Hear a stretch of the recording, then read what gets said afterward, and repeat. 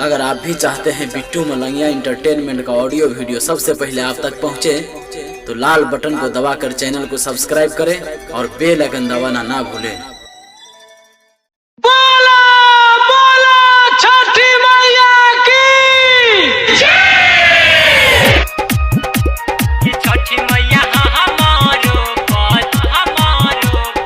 Recording by Sangam video महुआ।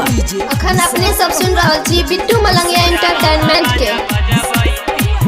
नारियल चढ़ाबो छठी मैया के लावा चढ़ाबो है कि छठी मैया के लावा चढ़ाबो है कि छठी मैया हमारो पदी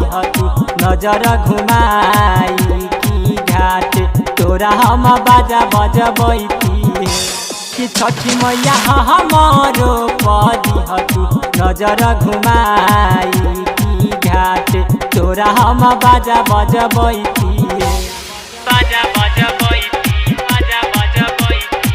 डीजे बिट्टू मलंगिया मधुबनी फल फूल छत छठी मैया हमें लाएबो है कि छठी मैया दहुरा सजाएबो है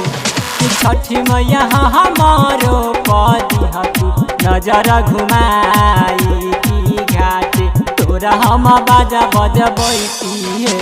कि छठी मैया हमारो पदी नजर घुमाई की घाट तोरा हम बाजा बजबैती है डीजे बिट्टू मलंगिया मधुबनी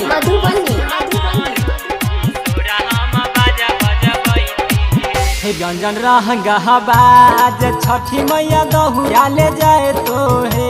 कि छठी मैया दहुरा ले जाए तो है कि छठी मैया हमारो पदी नजर घुमाई की घाट तोरा हम बाजा बजबैती है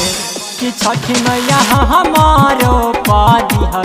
नजर घुमाई की घाट तोरा हम बाजा बजबैती नारियल चढ़ाबो छठी मैया के लावा चढ़ाबो है कि छठी मैया के लावा चढ़ाबो है कि छठी मैया हमारो पदी नजर घुमाई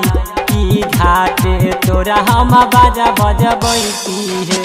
कि छठी मैया हमारो पदी नजर घुमाई की घाट तोरा हम बाजा बजबैती है। नारियल चढ़ाबो छठी मैया के लावा चढ़ाबो है कि छठी मैया के लावा चढ़ाबो है कि छठी मैया हमारो पदी नजर घुमाई की घाट तोरा हम बाजा बजबैती है कि छठी मैया हमारो पदी नजर घुमाई की घाट तोरा हम बाजा बजबैती। Presented by Bittu Malangiya entertainment.